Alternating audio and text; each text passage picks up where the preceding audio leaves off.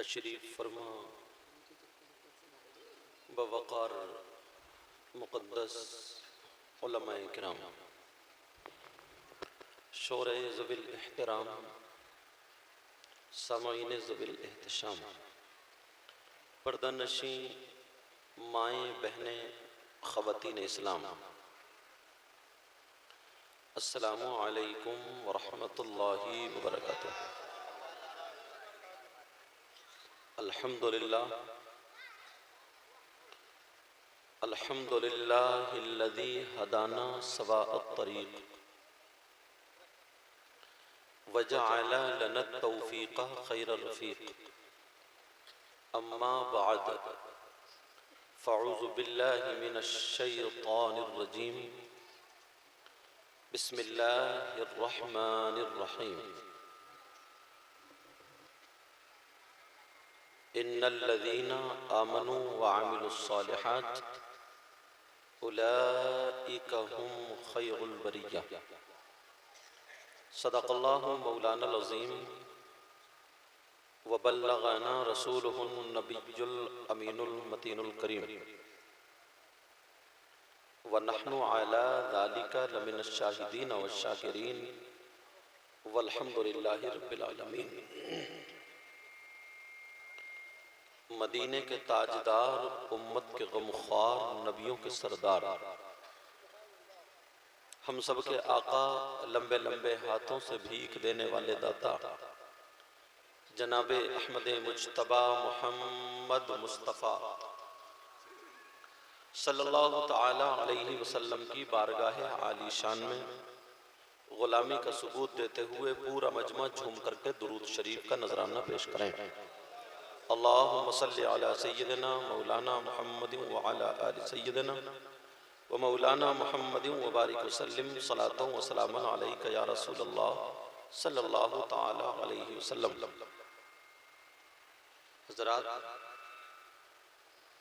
आपकी इस अच्छी और मोहब्बत भरी बस्ती का नाम नवदिया सितारगंज। सितारगंज पास में ही है। सितारगंज तो लेकिन उधर है उत्तराखंड। अच्छा, वो दूसरा सितारगंज। बीसलपुर भी पास में ही है। नाम है नवदिया सितारगंज, ये नाम है ना, माशाल्लाह। और जिला पीलीभीत है, बरेली, पीलीभीत शरीफ। पीलीभीत में भी बहुत बहुत बड़े पाए के बुजुर्ग गुजरे हैं और बरेली शरीफ तो फिर मशहूर है ही। मुझे लगता है, मुझे जहां तक याद है, शायद मैं आपकी बस्ती में पहली मर्तबा आया, मगर माशाल्लाह जैसे हसन भाई ने जो इस वक्त पूरे हिंदुस्तान में निजामत के सहारे अल्लाह ने इनको जो इज्जत बख्शी है, अक्सर स्टेजों पर इनको याद किया जाता है और दिल से ये करते हैं। अल्लाह ने इनको नवाजा है। जैसे इन्होंने आप लोगों के मुताल्लिक मंजर साहब को बताया, मंजर साहब ने मुझे बताया और मैंने उससे भी ज्यादा आपको पाया। सारे कमेटी वाले नौजवान माशाल्लाह अच्छे से, और फिर आज बहुत पुराने ये चुम्मन भाई जो है ना, इनसे भी मुलाकात हुई है। ये उस वक्त से रिकॉर्डिंग करते हैं जब हम पढ़ते थे, पढ़ाते नहीं थे, पढ़ते थे। तब से जब ये कैमरा नहीं चलता था, वीडियो नहीं, वो ऑडियो होती थी टेप वगैरह के जरिए। वो हैदर प्रवास की और इनकी सबकी जो नाते हैं वो इन्हीं के उससे। ये जो बैठे हैं कुर्सी पे टोपी लगा हुआ, समझ रहे, बहुत अखलाक भी अच्छा। और आप लोगों ने अच्छे अच्छे शायरों का इंतखाब किया है। कई शायर आपके सामने आए और पढ़े, कितना प्यारा पढ़े हैं। अभी एक शायर कमेटी वाले बचा के रखे हैं, गुलाम गौस गजाली को, उनको भी सुनना है आपको। और फिर पीर तरीक़त रहबर शरीयत हुजूर अदनान मियाँ साहिब क़िबला, कमेटी वालों के जाने का मतलब यह है कि वो आ गए, उनको लेने के लिए गए। अल्लाह ताला आपको सलामत रखे। मजमा भी प्यारा है। और ये लोग जो बैठे हैं, ये क्या चीज है, काय पे बैठे हैं? टैंक ना, बैठे रहो, कोई बात नहीं, बस नुकसान नहीं होना चाहिए। टैंक काय का होता? प्लास्टिक वगैरह का? अच्छा, सीमेंट का है तो नहीं टूटेगा, तो बैठे रहो। चलो बहरहाल, और ये रास्ता भी प्यारा बनाए हैं, इधर दीवार से भी इतने शानदार बिठा के रखे हैं जैसे बस बिरयानी की प्लेटों का इंतजार है। और इतनी मस्ती में पीठ लगा के ये दीवार से पीठ खुजा रहे हैं कि मत पूछो। बहुत प्यारा प्रोग्राम हसन भाई आप चला रहे हैं, और इनकी बड़ी मेहनत रहती है। अभी इन्होंने खाना भी नहीं खाया, इन्होंने कहा ना पहले काम जरूरी है। मैं आया हूं तो इनकी निजामत चल रही थी, अब मुझसे पहले इन्होंने इजाजत ले ली है। बोले हजरत आप बोलेंगे अगर इजाजत है तो, और भूख का टाइम भी है, आदमी मेहनत करता है, अगर इजाजत रहेगी तो हम लोग खाना खाने चले जाएंगे। तो मैंने कहा ठीक है, इजाजत रहेगी, इजाजत है। अब मैं हूं और आप, इंशाल्लाह अगर ये जाएंगे तो ये मत समझिए कि आएंगे नहीं, आएंगे, मगर तुम खाना खा के बैठे हो, ये भूखे हैं, फिर भी तुमसे ज्यादा बोल रहे हैं। अल्लाह ताला सलामत रखे। बराबर में हमारे बहुत लाइफ ऑफ फायर जिनके घर पे हम ठहरे हुए हैं, बड़ा प्यारा अखलाक, हाफिज और कारी मोहम्मद एजाज साहिब, एजाज ही नाम है ना, एजाज साहिब किबला। पहली मुलाकात है, लेकिन ऐसा लगा ही नहीं कि आप लोगों से पहली मुलाकात। और इमाम साहब किबला का भी जवाब नहीं। इमाम ऐसे ही होना चाहिए जिसके पीछे नमाज पढ़ते हुए तबीयत चाहे। हाँ, जिनके पीछे नमाज पढ़ते हुए तबीयत चाहे। ईमानदारी से बताइए, तुम्हारी तबीयत चाहती है? तुम्हारी तबीयत चाहती होती तो 5 वक्त की नमाज पढ़ते होते, मगर तुम में बाज इतना बड़ा सनीचर है, सही बता रहे हो, जुमे को भी मकड़ी आ जाता होगा, और जलसे में आगे इतना कूदता है, ये दिखाता लोगों से कि सबसे ज्यादा परहेजगार मैं हूँ। मेरी बहनें बैठी है फिर भी सही है, मगर सब सही नहीं है, इनमें भी कोई कोई इतनी बड़ी सनीचर है, ये भी जुमे को ऐसे निकाल दे। और ये वाला चूल्हा रोजाना पुतरिया, समझ रहे हैं मेरी बात? अच्छा, थोड़ी सी तुम्हारी थकावट उतरी, अगर कुछ लोग ना बड़े मायूस बैठे थे, अगर थकावट उतरी हो तो मैं शुरू हो जाऊं, मगर इन लोगों ने अभी दीवार से पीठ नहीं हटाई है साहब, इतना आनंद ले रहे हैं पीठ से। अल्लाह ताला सलामत रखे। ये तो हमारे बुजुर्ग है, इनको इजाजत है, इनको इजाजत है। नहीं नहीं बेटा बैठ रहो, रास्ते मत बैठो, वहीं अच्छा लग रहा है, इसलिए कह रहा हूँ थोड़ा सा मजमा सेट कर लूँ, थोड़ी थकावट, इतनी दूर से आया हूँ तो थोड़ा कुछ सुना दूँ। हजरत भी हुई जा रहे हैं, कोई बात नहीं है। तो बात ये चल रही थी, असल में हमारे यहाँ ना, ध्यान दो मेरी इस बात पर ना हसन भाई, हमारे यहाँ 2 चीजें मुसलमान इतनी सस्ती अपनाते हैं। कितनी चीजें? 2 चीजें बताऊं कौन कौन सी? एक कुर्बानी का बकरा और दूसरा मस्जिद का इमाम। ये दोनों बिल्कुल सस्ती। कुर्बानी के लिए भी बकरा नहीं, बाज तो 4000 की बकरी खरीद लेता है, और वो भी कोक पिचकी हुई, बेचारी को हफ्तों से हरी घास नहीं मिली, 5 दिन पहले खरीद के उसे खिला रहा दाना, भौंक चल गई। अब बच्चे गले में रस्सी डाल के आगे को खींच रहे और खड़ा ही नहीं हो जा रहे उसकी टांगों से, उसकी टांगों में पलेटे गिर गई उसकी, समझे? उसे खड़ा नहीं हो जा रहा, और पूरे मोहल्ले में उड़ा दी के साथ कुर्बानी है, इस साल कुर्बानी है। ऐसे इमाम को बाज ये चाहता ना कि इमाम के तो बस गले में रस्सी डालो और खत्म, इसके ना बीबी ना बच्चे ना कुछ, एक टाइल्स लगाने वाला, पत्थर लगाने वाला, मजदूरी करने, ओ बच्चों, मजदूरी करने वाला 500 रुपए रोजाना कमा के 15,000 रुपए महीने के कमाता है। इसने कुरान हिफ्ज कर लिया, मौलवियत पढ़ ली, तो इतना बुरा कर लिया। चाचा बैठ जाओ। ओ हजरत, अरे इधर मेरी तरफ, कहाँ जा रहे? अच्छा बच्चे खेलने उधर जा रहे हो, जाओ, ये खेलने से ना रहे। पूरे गांव ने इज्जत बनाई है, मगर बच्चे तुम्हारे गांव के या तो माओ का ढीलापन है या फिर बच्चों की पैदावार ज्यादा है, 2 ही काम हो सकते हैं, समझे? थोड़ा देखो मेरी तकरीर में संभल के बैठना पड़ेगा तुम्हें। हसन भाई से पूछो कितनी मुश्किल से तारीख मिली है, समझे? तो संभल के बैठना पड़ेगा। अब बच्चे छुपा लेंगे तो कोई काम है, या तो बच्चों को ढील छोड़ दिया या फिर हद से बाहर है। अब दुरूद शरीफ पढ़े, मैं शुरू होता हूँ। अल्लाहुम्मा सल्ली अला सय्यिदिना मौलाना मुहम्मद व अला सय्यिदिना मौलाना मुहम्मद व बारिक वसल्लम सलातो व सलामुन अलैका या रसूल अल्लाह सल्लल्लाहु अलैहि वसल्लम। अब जो बच्चा खड़ा हुआ उसे तीसरा कलमा सुनो। अच्छा, बच्चों की इज्जत बनाने आया। अल्लाह ताला सलाम, अल्लाह ताला सलाम। जा बैठ। ये हमारे सिद्दीकी साहब बहुत प्यारा पढ़ते हैं और आज इन्होंने, मैं सोच रहा था वो तस्मीन जरूर पढ़ेंगे, लम्यात नज़ीरो बड़ी पसंद आती है, बहुत प्यारा पढ़ा। और नूरुद्दीन मंजर ने कितना शानदार। और उनसे पहले एक और थी शायद, वो कौन है, चले गए, उन्होंने भी बहुत प्यारा पढ़ा। मैं सुन रहा था क्या बहुत अच्छा पढ़ा। और अभी गुलाम गौस गजाली वो भी बहुत प्यारा पढ़ा। हाँ, तुम्हारी ये नवदिया सितारगंज। अब मैं सोच रहा हूँ नवदिया सितारगंज में शुरू इधर से करूँ या इधर से करूँ, किधर से करूँ? दुरूद शरीफ पढ़ो।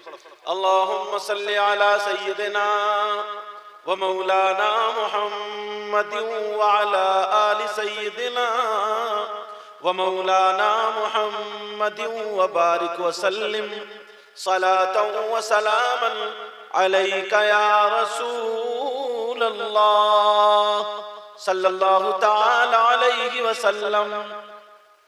ये बड़े पीर साहब के नाम से महफिल है, यही है ना, गौसे पाक के नाम से महफिल है।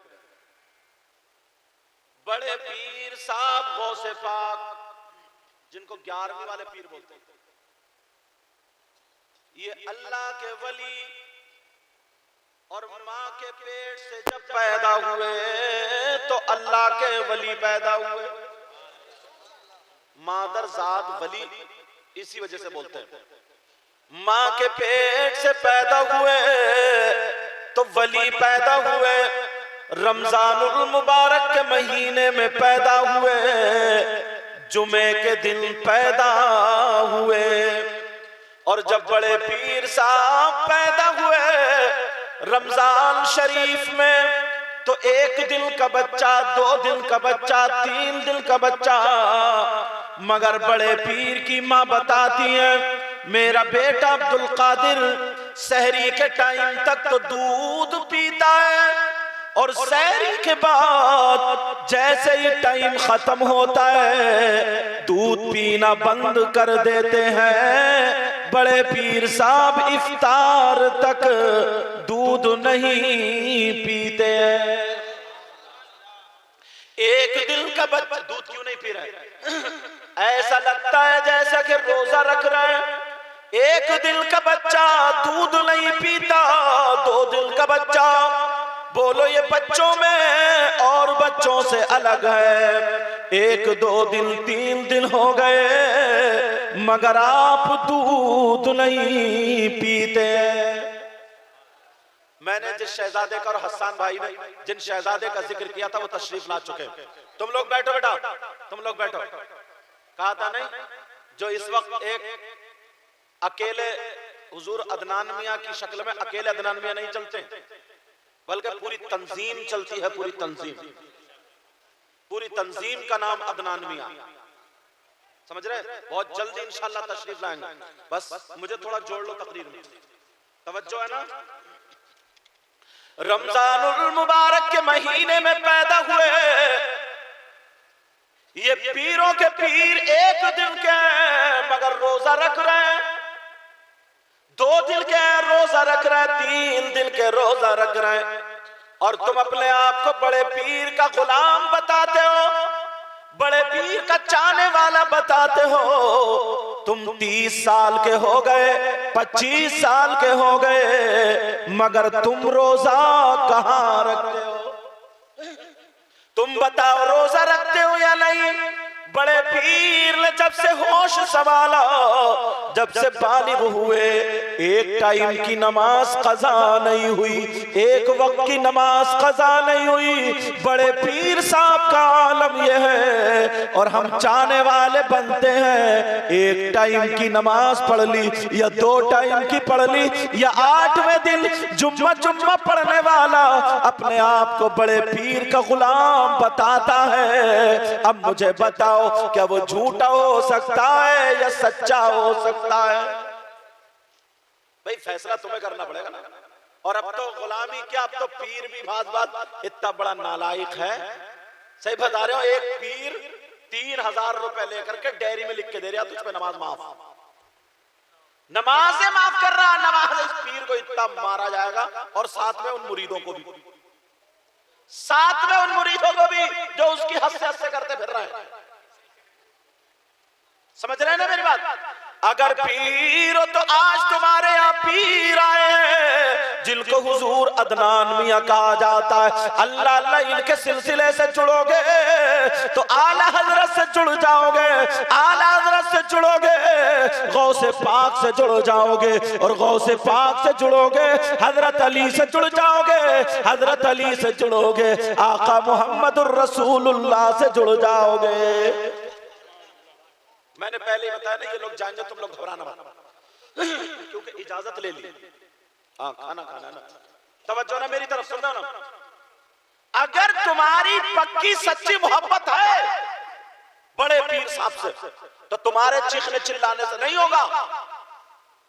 नमाज पढ़ो नहीं और कहो गौसे पाक के हम गुलाम हैं, रोजा रखो नहीं और कहो गौसे पाक के हम गुलाम हैं, झूठ बोलो और कहो गौसे पाक के हम गुलाम हैं, लोगों को सताओ और कहो कि गौसे पाक के हम गुलाम हैं, लोगों को तड़पाओ और कहो गौसे पाक के गुलाम है। जिसका ले लिया उसका दिया ही नहीं, और तेरी मेरी बहन बेटियों को टकरे हो और कह रहे हो गौसे पाक के गुलाम है। सीने पे हाथ रखे ईमानदारी से बताओ, क्या गौसे पाक उसे कबूल कर सकते हैं? अपनी गुलामियत में गौसे पाक उसे कबूल कर सकते हैं? अरे गौसे पाक तो वो है, गौसे पाक का ये आलम है कि जब रात होती है ईशा की नमाज के बाद एक पांव से खड़े हो जाते हैं, फजर के टाइम तक कुरान शरीफ पढ़ते रहते हैं। एक रात गुजर गई, 2 रातें गुजर गई, 1 महीना गुजर गया, 1 साल गुजर गया, 15 साल की हर रात एक पांव पे खड़े होकर के कुरान शरीफ पढ़ने वाले